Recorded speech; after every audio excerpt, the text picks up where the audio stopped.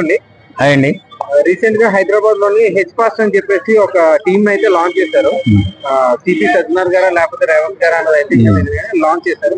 So బయట food culture అనేవి ఎక్కువ అవుతున్నాయి. సో దీనిపైన మీ ఒపీనియన్ ఏంటి? ముందు ఇప్పుడు గవర్నమెంట్ కి పోలీసు వారికి ధన్యవాదాలు చెప్పండి. ఎందుకంటే ఇప్పటికైనా మనం తింటున్నటువంటి ఫుడ్ చాలా కల్తీ అవుతుందని గ్రహించినటువంటి ప్రభుత్వం ఈ సంస్థను పెట్టడం చాలా అభినందనీయం. ఖచ్చితంగా ఇలాంటి సంస్థలు రావాలి. ఎందుకంటే ఈవేళ హైదరాబాద్ లో 100% ఫుడ్ క్వాలిటీ లేదు. ఇది ఎవడు అవునన్నా కాదన్నా మేము క్వాలిటీ ఇచ్చేస్తున్నాం, ఏదో అజ్జేస్తున్నాం ఎంత ప్రచారం చేసుకున్నా హైదరాబాద్ ఫుడ్ అనేది విషతుల్యం అయిపోయింది. అలా తయారు చేశారు. నిల్వ ఉంచిన పదార్థాలు ఎక్కువగా వాడుతున్నారు. అలాగే ఏవేవో పదార్థాలు వాడి రుచి కోసం అని చెప్పేసి రుచిగా ఉండాలని హోటల్ ఆకర్షించబడాలని వేరే కొన్ని కెమికల్స్ కూడా కలిపి తయారు చేస్తూ మన జీవితాలతో ఆటలాడుకుంటూ మన ఆరోగ్యాన్ని దెబ్బతీస్తున్నటువంటి ఈ హోటల్స్ పైన నిఘా పెట్టడం అనేది నిజంగా హర్షించదగ్గ విషయం. కాబట్టి ప్రతి ఒక్కరు కూడా అప్రమత్తంగా ఉండాలి. ఖచ్చితంగా భోజనం విషయంలో, మనం తినే తిండి విషయంలో ప్రభుత్వాలు కూడా చర్య తీసుకోవాలి. ఎప్పటి నుంచో మనం సోషల్ మీడియా ద్వారా చెప్తున్నాం. ప్రభుత్వం మానిటరింగ్ ఉండాలి. ఖచ్చితంగా ప్రజారోగ్యాన్ని కాపాడాలి. హైదరాబాద్ సిటీలో ఉన్నటువంటి ప్రతి హోటల్ పైన ప్రతిరోజు కూడా మానిటరింగ్ ఉండాలి. లేకపోతే మనకున్నటువంటి ఈ బిజీ లైఫ్ లో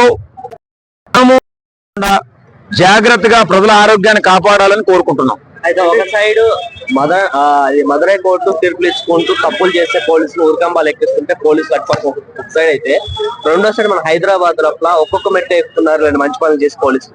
దాని గురించి నిజంగా హైదరాబాద్ పోలీసులు ఈవేళ చాలా పకడ్బందీగా అన్ని విషయాల్లో అభినందించాలి. తమ్ముడు ఫస్ట్ ఏం చేయాలంటే హైదరాబాద్ పోలీసుని మనం అభినందించాలి. ఎవరు గొప్ప కోసమే కాదు. ఇది ఏదో పోలీసులు అభినందించే నాకేదో కిరీటం ఎవరు కానీ.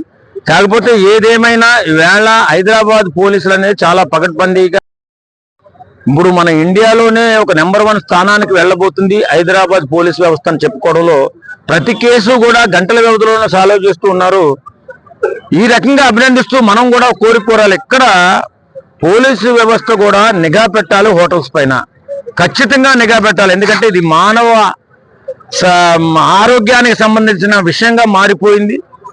ప్రతి ఒక్కరూ కూడా ఈ హోటల్స్ యాజమాన్యాలు లాభాలను ఆర్జించుకుంటూ రుచి పెరగాలనే ఆలోచనతో ఏవేవో కలుపుతూ కెమికల్స్ కలుపుతూ ప్రజా ఆరోగ్యంతో ఆటలాడుకుంటున్నారు. కాబట్టి పోలీసు వ్యవస్థ దీనిపైన మీరు కూడా నిఘా పెట్టి ప్రజారోగ్యాన్ని కాపాడాలని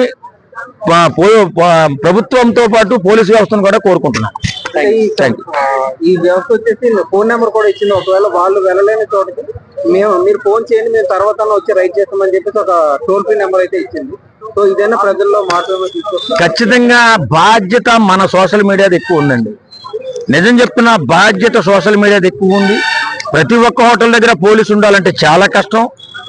మన సోషల్ మీడియా ఈవేళ ప్రతి విషయాన్ని వెలుగులోకి తీసుకొస్తూ ప్రజల్ని కాపాడుకునే విధంగా ముందుకెళ్తుంది. కాబట్టి మనం ప్రజల పట్ల అవేర్నెస్ కలగజేస్తూ ఖచ్చితంగా ఫుడ్ వ్యవహారంలో మనం తింటున్నటువంటి ఫ్రూట్స్ కానీ ఫుడ్ కానీ మనం తినే ఏ వస్తువు అయినా సరే ఎలా కల్తీ అవుతుంది, ఎలా ప్రజారోగ్యం పాడవుతుంది, ఏ రకంగా జీవితాలు నాశనం అయిపోతుందని చెప్పి అవేర్నెస్ తీసుకొచ్చే బాధ్యత మనం సోషల్ మీడియాలో కూడా ఎక్కువగా తీసుకోవాలా. మనం ఏదో వీడియోలు పోస్ట్ చేయడం కాదు, ఇలాంటి వీడియోలు పోస్ట్ చేయాలి. ఇలాంటి సంస్థ పెట్టినట్టు మన ప్రభుత్వాన్ని ఒకసారి అభినందించండి, మన పోలీసుని అభినందించండి. ఖచ్చితంగా ప్రతి ఒక్కరూ కూడా దీనిపైన అప్రమత్తంగా ఉండాలి. మన బిడ్డల భవిష్యత్తు, మన భవిష్యత్తు.